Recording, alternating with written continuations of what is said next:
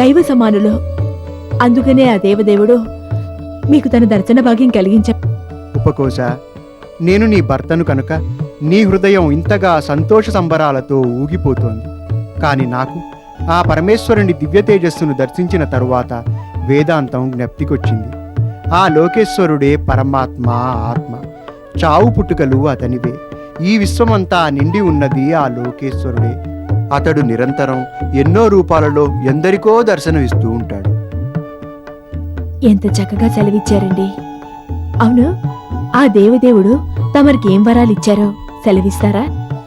నాతో పోటీపడి నాకంటే గొప్పవాడు, పండితుడు కావటానికి కేవలం ఆ శివుడి దయాభీక్షతో గొప్ప పండితుడిగా విరాజిల్లుతూ సంస్కృత వ్యాకరణ గ్రంథాన్ని రచించిన ఆ పాణితో సమానంగా ఆ పరమేశ్వరుడు నాకు వరాలు ప్రసాదించాడు. అంతేకాదు, నన్ను శాప విముక్తుణ్ణి చేస్తూ నేను కష్టపడి నేర్చిన నా పాండిత్య విద్యని నా సొంతం చేశాడు. ఇంకా ఎన్నో మాయ విద్యల్ని నా సొంతం చేశాడు. ఇది మన అదృష్టం కాదు, ఇదంతా నీ అదృష్టం ఉపకోశ. ఏమండి, జరిగిందంతా మన మంచికే అనుకుందాం. జరగబోయేది కూడా మనకు మంచే జరుగుతుంది. కానీ అలా జరగాలంటే మనలో దైవచింతన అవసరం అన్నదే మీరు గ్రహించారు. అదే నాకు చాలు. అది సరే, ఇన్నాళ్ళు నేను లేక నీవెలా ఉన్నావు? ఎలా ఉంటాను? మీ నీడలా ఉన్నాను. మీ పాదాల ధూళినే బ్రతికాను. మీ గుండె సవ్వడే నిలిచాను. మీ రాక కోసం ప్రతి క్షణం నిరీక్షించాను. కానీ కానీ నా బాహ్య సౌందర్యం కొందరిని నా పట్ల ఆకర్షితుల్ని చేసింది. నన్ను నయ్యానా భయానా లొంగి తీసుకోవాలని ప్రయత్నించారు. దైవశక్తి తోడుగా వాళ్ళ ఆట కట్టించగలిగాను. ఎవరంత సాహసం చేసింది? ఇంకెవరు? ప్రతి మాసం మీరు లేనప్పుడు నాకు వెచ్చాలు పంపిస్తానని మీ దగ్గర వజ్రాలు తీసుకొని వెచ్చాలు పంపించని ఆ హిరణ్యగుప్తుడు, మహారాజు తర్వాత ప్రజల్ని కంటికి రెప్పలా కాపాడవలసిన ఆ కుమార మంత్రి, రాజపురోహితుడు, దండలాదుల వారు. వాళ్ళ నలుగురిని ప్రాణాలతో ఉండనివ్వను. వాళ్ళ అంతు చూస్తాను. ఆవేశపడకండి. మీ భార్యగా వాళ్ళని ఎలా ఆట పట్టించాలో, ఎలా శిక్షించాలో అన్నీ చేశాను. పద్మనందన మహారాజు సహాయంతో వాళ్ళని చచ్చిన పాములు చేశాను. సరే, గడిచింది మనుతాం. దానికోసం మనం చింతించకూడదు. మనమిక మన భవిష్యత్తు గురించి ఆలోచిద్దాం. నిజమే, అదే చేద్దాం. ఉపకోశ, సుఖదుఖాలు శరీరానికి సంబంధించినవి. ఈ శరీరం పంచభూతాలైన అగ్ని, భూమి, నీరు, గాలి, ఆకాశాల సమ్మేళితం. మనం మరణిస్తే ఈ 5 వాటి తత్వాలతో కలిసిపోతాయి. కేవలం ఆత్మ మాత్రమే మిగులుతుంది. నా ఆత్మవు నీవు, నీ ఆత్మనే నేను. పద, నీ చేతులతో ఏదైనా ఉండి నన్ను మనసారా ఈ పూట కడుపు నిండా తినని. పదండి. పద.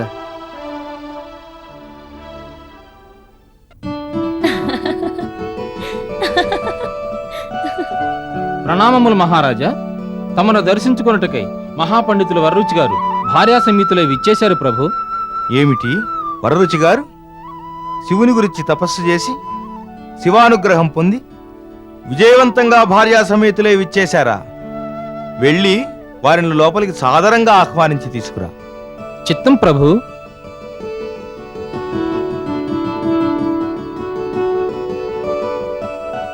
మహారాజు గారు మీ రాకకై 1000 కళ్లతో ఎదురు చూస్తున్నామని చెప్పమన్నారు. రాజమందిరానికి సాదరంగా ఆహ్వానిస్తున్నారు. వెళ్ళండి. మంచిది.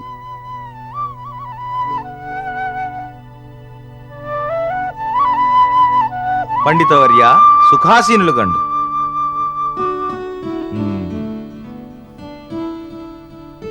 ఎలా సాగింది మీ తపస్సు? శివానుగ్రహం కలిగిందా? శివుని దివ్యమంగళ స్వరూపాన్ని దర్శించే భాగ్యాన్ని పొందారా? అంతా శివకృప. ఆ శివశంకరుడు అనుగ్రహం పొందాలని ఆ పరమేశ్వరుడే నా నుదుట రాశాడు. కనుకే ఆ పరమేశ్వరుడు నన్ను కరుణించి కటాక్షించాడు. నేను కోరిన వరాలే కాక నేను కోరని ఎన్నో అతీంద్రియ శక్తుల్ని నాకు ప్రసాదించాడు. ఏమన్నారు? అతీంద్రియ శక్తులా? అద్భుతం. మీరు మరోలా భావించకపోతే ఇప్పుడే ఇక్కడే మీరు శివానుగ్రహంతో పొందిన ఏదైనా ఒక విచిత్ర శక్తిని ప్రదర్శిస్తారా?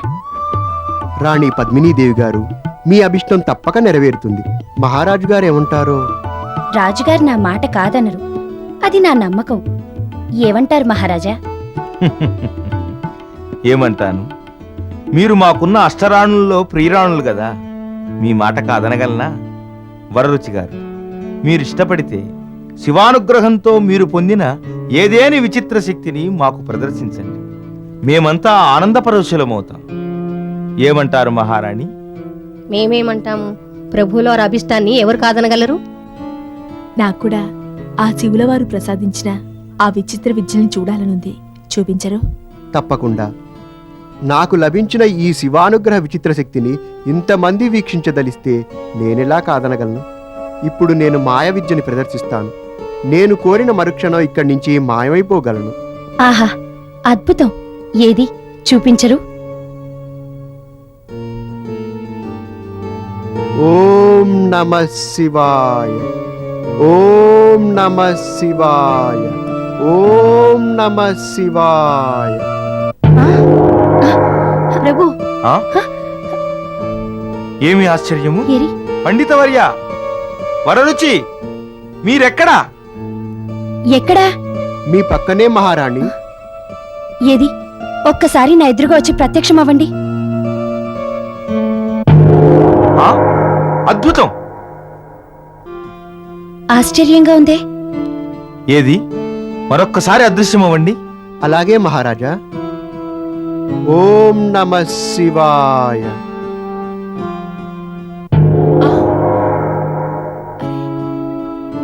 ఇప్పుడు నేను నా భార్య శరీరంలో ప్రవేశించాను మహారాజా. ఆమె నాలాగే మాట్లాడుతుంది. మహారాజా, నేను ప్రదర్శించిన విద్యల్లో కేవలం ఇదొకటి మాత్రమే. ఇంకా ఇలాంటి బోలెడు విద్యలు ఆ శివానుగ్రహంతో లభించాయి. నేనిక్కడే ఉండి ఈ రాజమందిరంలో ఏం జరిగినా స్పష్టంగా చెప్పగలను. ఎవరి దేహంలోకైనా ప్రవేశించగలను.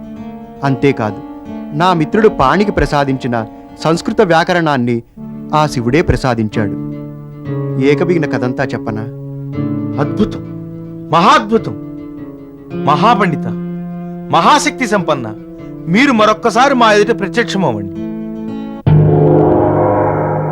వరరుచి గారు, మీరు చూపించిన ఈ మాయా విద్యలన్నీ చూసి నేను పరవశించిపోయాను. నాకు మీ వద్ద శిష్యరికం చేసి ఈ విద్యలన్నీ నేర్చుకోవాలన్న కుతూహలం, ఆశ కలుగుతోంది. దయచేసి మీరు ఈ విద్యలన్నీ నాకు నేర్పించండి. నేను మీకు ఆజన్మాంతం రుణపడి ఉంటాను. ఏమంటారు మహారాజా?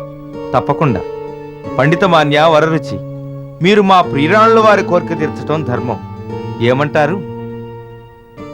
అలాగే మహారాజా. ఈనాటి నుండి మీరుండేది మా రాజప్రసాదంలో. ఈ రోజు నుంచి మీరు మా అంతరంగిక మంత్రివర్యులు. మీ వాసానికి యోగ్యమైన ఏర్పాట్లన్నీ మేమే స్వయంగా చేస్తాం. శకటాలా, ప్రణామములు మహాప్రభు. శకటాలా, వీరి వాసానికి యోగ్యమైన ఏర్పాట్లు చేయించు. చిత్తం ప్రభు. మరి నాకు మాయా విద్యలు నేర్పేదెప్పుడు? నీకెప్పుడు తీరిక లభిస్తే అప్పుడు, నువ్వెప్పుడు నేర్చుకోవాలనిపిస్తే అప్పుడు వారినే స్వయంగా నీ అంతఃపురానికి పిలిపించుకోవచ్చు. సరేనా? మహారాజా, మీరు చేసిన ఈ సహాయం నేను మరవలేను. దీనికి బహుమతి ఇప్పుడివ్వను, ఆ తర్వాత ఇస్తాను. ఉమ్. హ్మ్. మరి మాకు సెలవా మహారాజా? మంచిది, వెళ్ళిరండి. ప్రణామములు మహారాజా.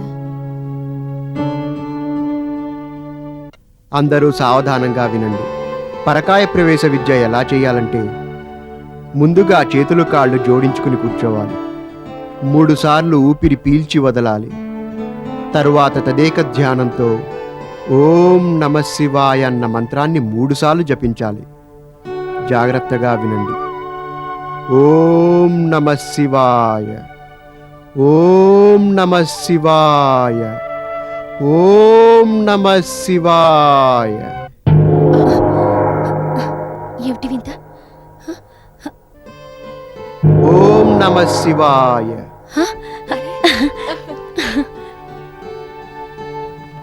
ఇప్పుడు తదేకమైన ధ్యానంతో ఆ మహేశ్వరుణ్ణి ప్రార్థించాలి.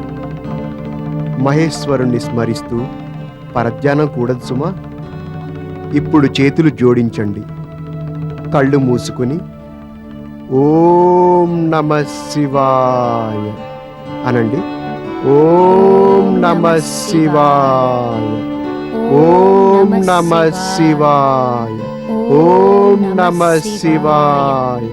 ఓం నమ శివాయ. ఓం నమ శివాయ. ఓం నమ శివాయ. ఓం నమ శివాయ. ఉపకోశ, ఉపకోశ, ఏమండి? నీకో అద్భుతమైన కానుక తెచ్చాను. అదేంటో చెప్పుకో. మీరు నా జీవితంలోకి రావటమే మీరు నాకిచ్చిన వరం. అదే నా కానుక. అంతకు మించిన కానుక నాకింకేముంటుంది? మీ భార్యగా నాకు బోల్డంత గౌరవం, కావలసినంత మర్యాద, మన్ననలు అందుతున్నాయి. అవి అబ్బా. చాలదా? అది కాదు, పెళ్ళై ఇన్నాళ్ళైనా నీకై నువ్వు ఏనాడు ఇది కావాలి అని అడగలేదు. నేను అడక్కముందే నాకు కావలసినవన్నీ ఇచ్చారు. ఇంకేం అడగను? నీవడక్కున్నా నీకోసమై ఈ ముత్యాలహారం తీసుకొచ్చాను. ముచ్చాల హారమా? ఇంత విలువ చేసే ఆభరణాలు మనకెందుకండి? ఎందుకేమిటి? నీ మెడలో అలంకరించబడి ఉన్న ఏ బంగారు ఆభరణమైనా మెరుపులు మెరుస్తూ వెలుగులు విరజిమ్ముతూ ఉంటుంది. ఆ వెలుగేంటో చూద్దామని తెచ్చాను. ఏది తిరుగు. అవును, ఎవరిచ్చారు ఈ హారం? ఇంకెవరిస్తారు? మహారాజు గారు. మహారాజు గారిచ్చారా, లేక వారి ముద్దుల రెండో రాణి గారిచ్చారా? ఉపకోశ, ఏమిటి మాటలు? రాజుగారిచ్చిన మంత్రి పదవిని సైతం కాదని పండితవరులుగానే ఉండటానికి ఇష్టపడ్డ మీరు రాజావాసం మీద, రాజుగారి రెండో భార్య మీద ఎందుకంత వ్యామోహం? పొరపడుతున్నా ఉపకోశ. ఆమె నన్ను అభిమానించటం లేదు, నాలోని మాయను అభిమానించింది. నేర్చుకోవాలని అభ్యర్థించింది.